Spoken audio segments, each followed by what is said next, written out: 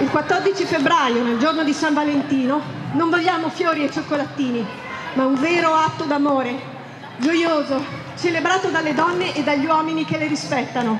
con la volontà di manifestare insieme per chiedere un mondo in cui le donne possano vivere al riparo dalla violenza e dall'abuso.